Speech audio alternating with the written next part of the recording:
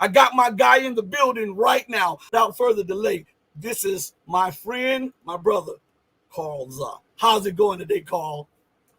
Hi, Rashid. Good morning. How are you? Good morning, good afternoon, good evening. Hey, you're looking very distinguished with your glasses on today. I scratched my eyes somehow, so I can't wear contacts anymore. I just gotta. I had my wife pick out those glasses for me because she knows better fashion than I do.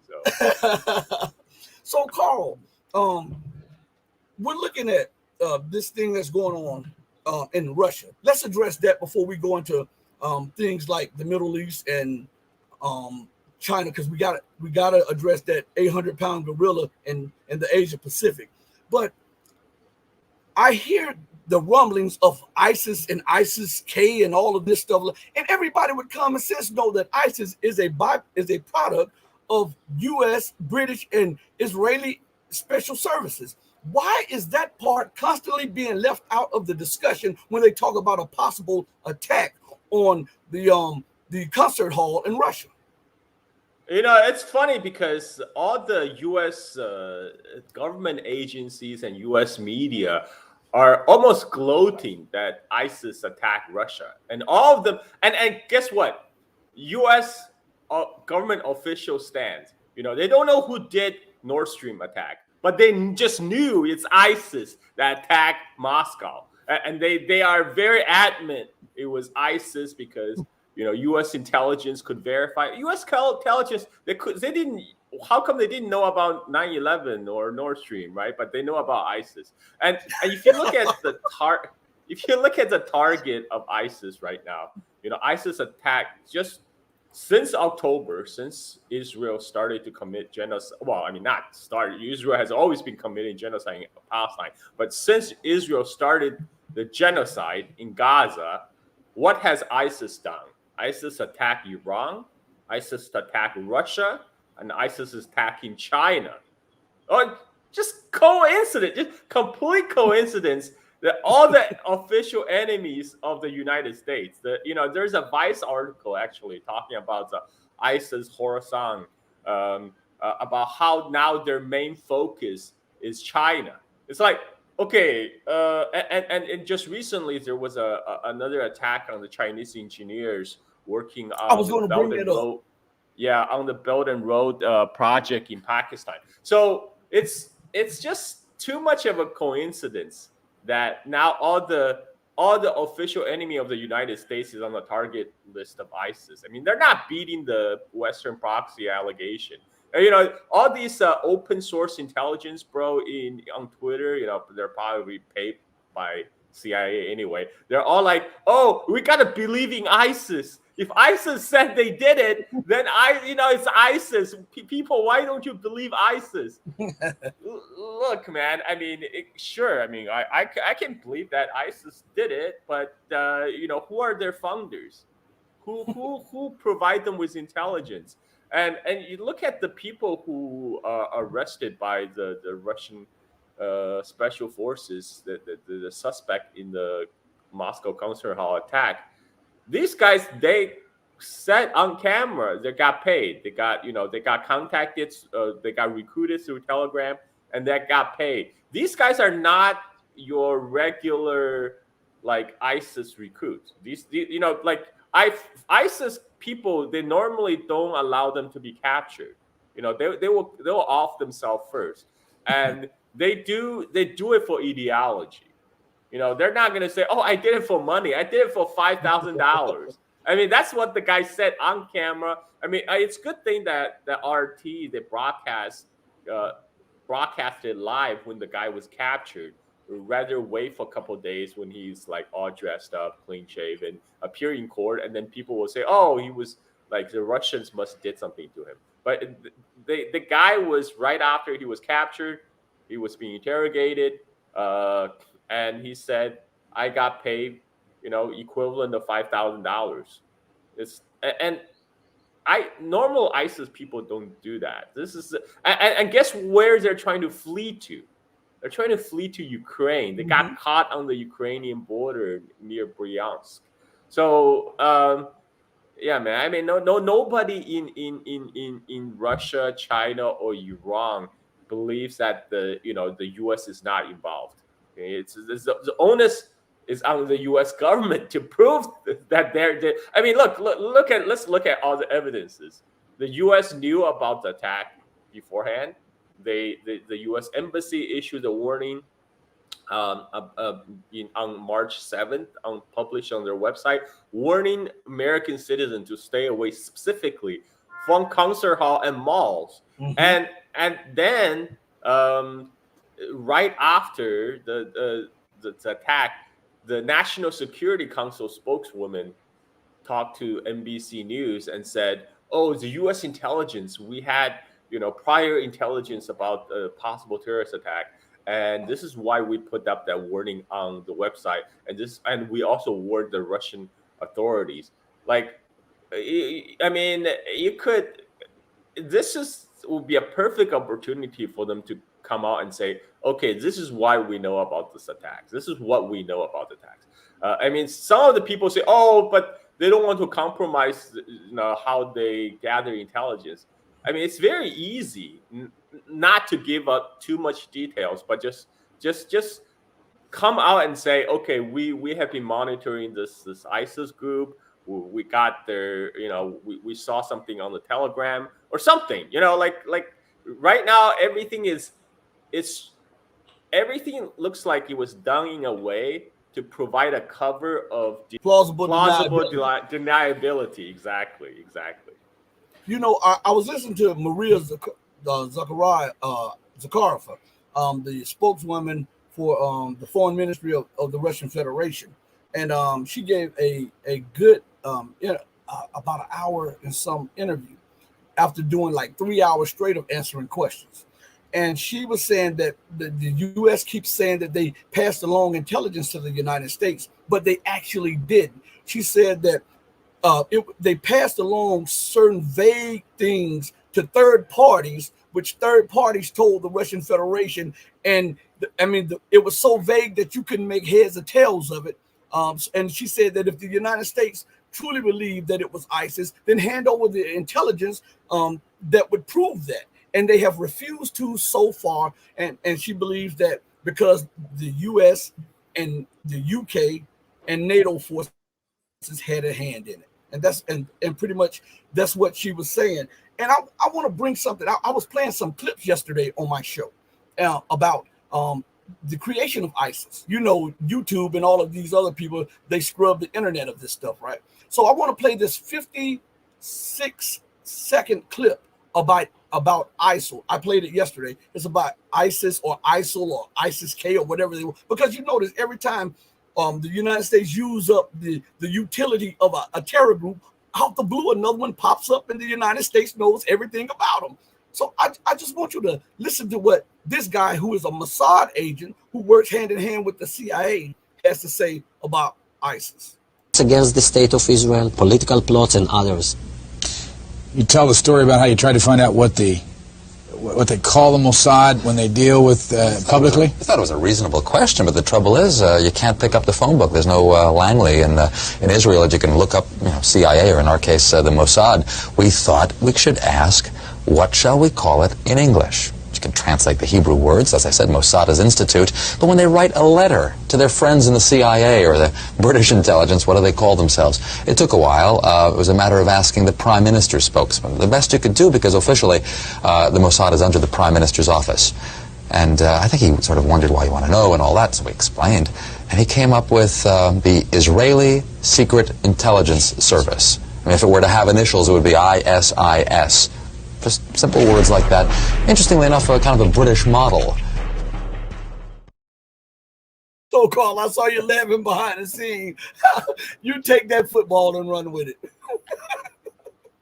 I mean, look, man, what have ISIS done since October last year? They came out to criticize Hamas. They say Hamas is too focused on national liberation issues. This is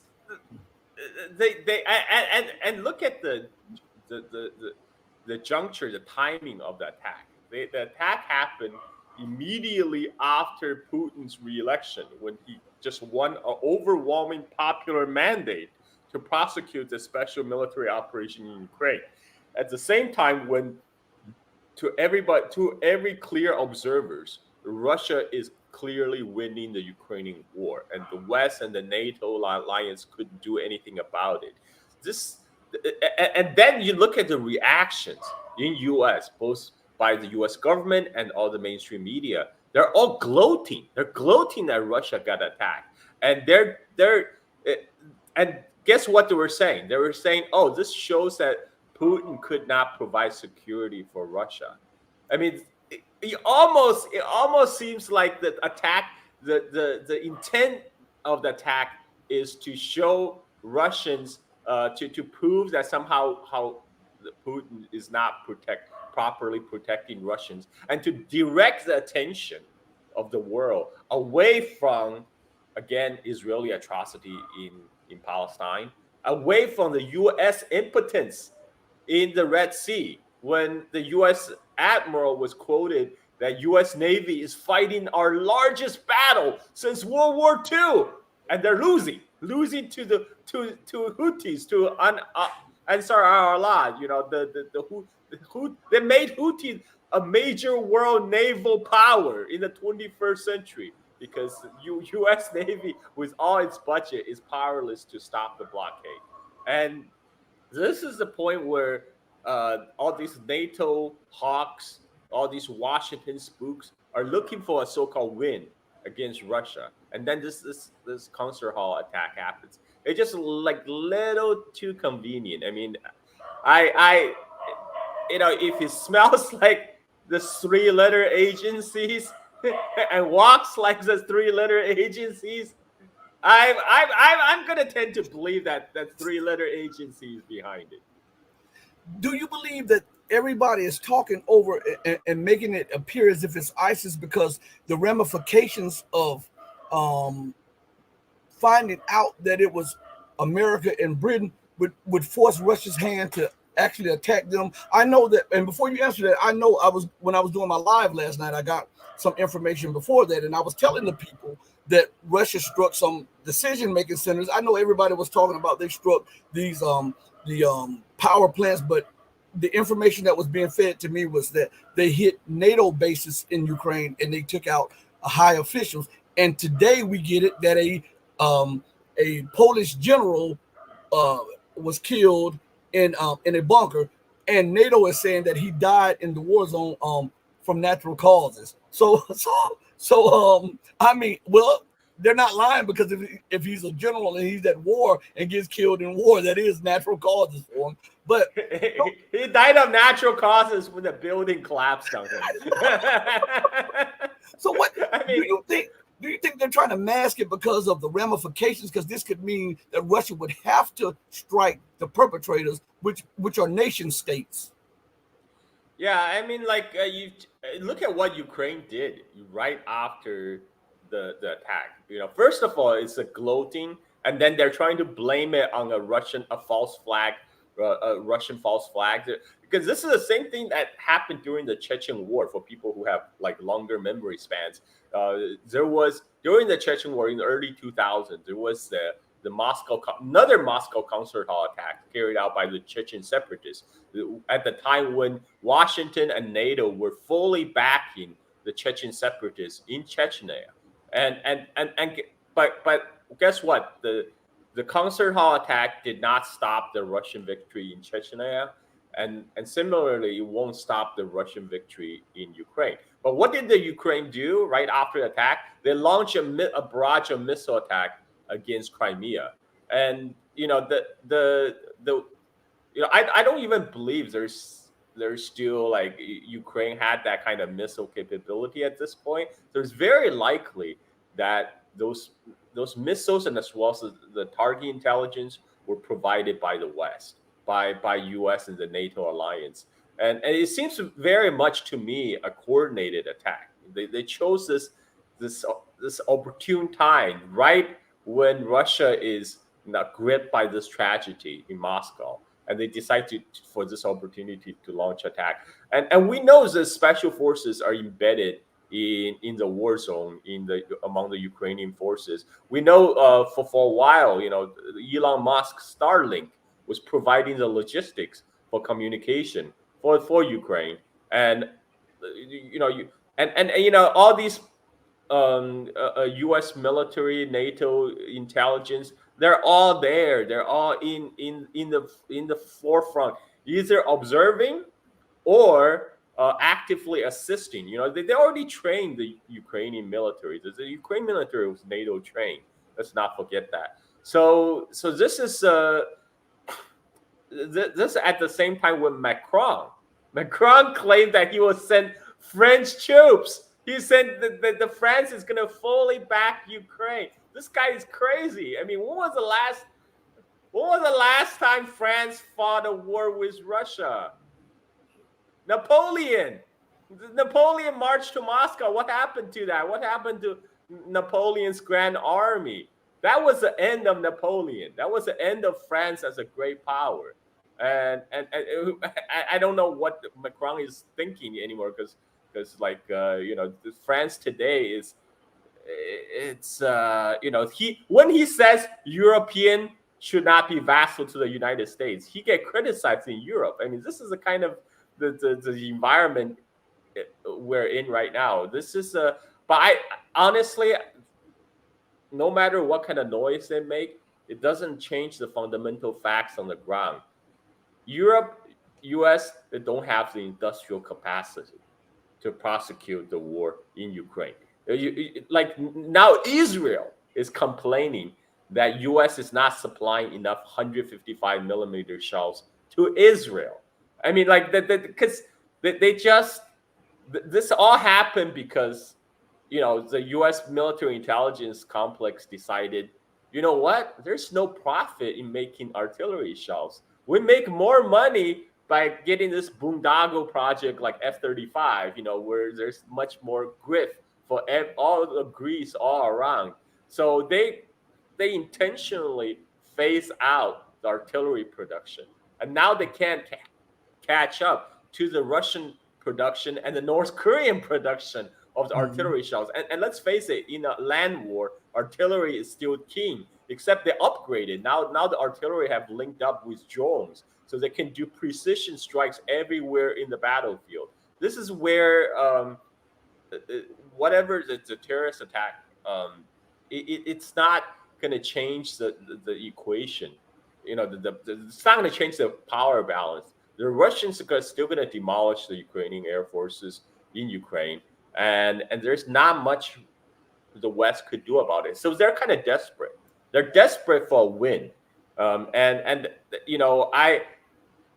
so far, Russia has been quite rational on concentrating just on Ukraine, not getting direct confrontation with the West, because they are doing they're carrying out a methodical grounding down of the resources that NATO is pouring into Ukraine.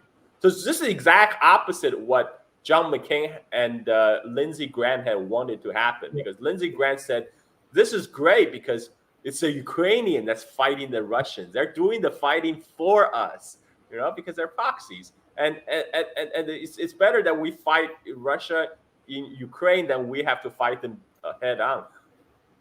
But Ukrainian manpower is being depleted. Ukrainian battlefront is collapsing, and there's nothing they could do. And everybody know that U.S. actually do not want to be directly involved. When was the last time U.S. actually won a war? Like people keep on putting out all these U.S. military propaganda like this. We're the greatest force on earth. Well, you're not even winning against Yemen. What are we kidding here? You think you can take on Russia and China? That's a joke. Carl, sometimes I sit back and I think about the leadership of America, and I'm wondering, are they on angel dust or PCP, something? Because it seems like what is evident to everybody else is not evident to them, and these people being in the higher echelons of power should know better. and should even have a better range of options, but they always choose the options which are detrimental to their own national security. Is that insanity or what? I think the problem is they start to believe in their own propaganda. They produce so much propaganda to propagandize the American population. But at the end of the day, the U.S. politicians and the CIA case officers, they still come from the U.S. general population. And first of all, there's already a beltway bubble which shielded them from average reality of average Americans. And then when your only source of information is a propaganda produced by your own, you have a very warped view of the world. I mean, I don't. The ones that do understand what's going on, guess what? They're not in power. they're being pushed out of the power, and instead we have people like, what is a Biden presidency at this point? This guy is little more than a zombie. I mean, he can't even form coherent sentences, and his handlers behind the scene like Jake Sullivan and stuff, they have been proved complete disaster. If you think your goal is imperial U.S. domination over the world, I mean, then it's a complete disaster. I mean, a lot of the U.S. defeat is not necessarily because the other side is overwhelming. It's self-inflicted pain. Yep. And this is and our ruling elite, U.S. ruling elite, is completely delusional about the reality of the world. That's why they keep on doing this, taking these L's, because they don't know how the world works anymore. Do you believe that they like you said, they have drunk their own Kool-Aid, propaganda Kool-Aid? Do you believe that at this moment in time, with the economy in such a bad situation, with the political situation bad, with the social situation close to explosion at home, and the infrastructure situation that it is just like less than a third world nation almost now, do you believe that the leaders have the capacity to think outside of war fighting and to try to make more friends than enemies so that they can try to do some type of repair to the republic before it implodes? Rashid, when you are hammer, everything looks like a nail. I mean, these guys are so embedded in the military-industrial complex, they can't see the forest for the trees. The only thing they believe in is zero-sum competition. Mm-hmm. I mean, so what rationales was to carry on the kind of the security and geopolitical competition with Russia after the Cold War, after the collapse of the Soviet Union? There's none. I mean, the only reason that kept that going is because NATO bureaucracy that got to keep its grip down. It's got to justify its own existence. I mean, China is not looking for a confrontation with U.S. China was perfectly happy to trade with everybody. The current U.S.-China tension is wholly brought about by the action of United States government, because they fully believe and they're fully committed to the full spectrum dominance. So they're actually sabotaging themselves in the process, especially when they still rely on supply chains in China to even fulfill the basic needs of the U.S. military, and they think they can go challenge China in South China Sea or Taiwan or something. It's absolutely mind-boggling, and I think this is what the problem is when the empire is on the decline, and when they see the global hegemony is slipping out their fingers, they get desperate.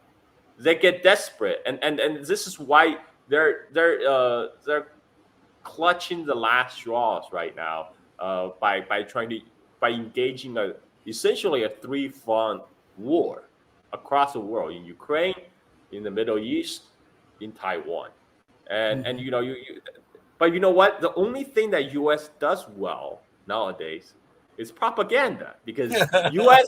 have invented marketing, right? We're very good at marketing. That's where U.S. leads Russia by far, like Putin said during his Tucker Carlson interviews, like, yeah, we don't try to compete with the U.S. propaganda war because they're too good at it, right? We're just gonna concentrate on winning the war on the ground.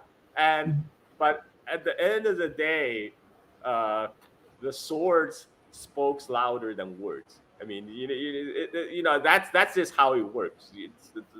Russia and China have the raw power, the raw industrial power, and they have more alliances all across the world. They're being supported, they're being cheered on by the global South country right now. I mean, so many people are glad finally Russia is taking on the Western alliance. It's like, yeah, give it to them, Putin.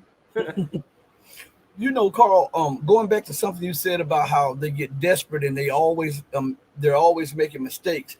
I'm thinking about something about a policy that I just saw, a policy initiative by congressmen a few days ago. And they were talking about sanctioning. I want you to see how detrimental this is to the United States. And they think that they're going to hurt Russia by this. Russia offers the cheapest nuclear fuel, and it's high quality nuclear fuel. So America saves money by buying the fuel, and it also is able to power 25 to 30% of all U.S. homes with this nuclear fuel. And the United States is talking about sanctioning uranium that they use for the power plant from Russia. What in the world? I mean, this is unreal. So for the nuclear fuels, there's two major sources in the world. One deposit is in Russia. The other is in Africa. Well, guess what? They're losing both right now. The African countries are getting tired of leeches like France sucking them dry. So they're kicking out France out of the Sahel region of Africa. And where's West is gonna turn? What they're gonna wrong? I mean, the Western economy, unless they figure out a way to hook it up to like copium. If they could run on copium, then yes. But right now, yeah. Here we are, Rishi. So, I also, before we transition to what's going on in the Middle East and Asia, isn't it ironic that right before the bombing took place in Russia, former President Barack Obama was seen coming out of 10 Downing Street in the UK? And what was that about? Or what? Hypothesize, what do you think that was about? I don't know. I don't know how relevant is Obama at this point, because Obama was trotted out in 2008 as like the Wall Street candidate with he's a Wall Street mascot, right? He's a mascot of Wall Street, but yes. but with his rhetoric of change, people got completely misled. And if you look at the people who are in power in the Biden administration, people like the National Security Advisor Jake Sullivan, these are the people that was poised to take power back when in 2008 with the Hillary Clinton presidency. That never happened, and later in 2020, right? And but now they're using the zombie presidency of Biden. It's basically all these previous Hillary cronies, are in power, and they're the ones that's actually running the show behind the scenes. I don't know how much pull Obama has. I mean, I think the most important asset of Obama is he's a facade. He's a urbane face of the U.S. empire. I mean that even if he is doing some kind of wheeling and dealing behind the scenes for US and UK, what can UK do? What the hell is UK, man? UK is like a poodle to US. How much can UK really help US in this front? I don't see it. I just don't see that happening. So I mean, they can strategize all they want. At the end of the day, the wars are won by material conditions on the ground, and that's simply lacking in the West.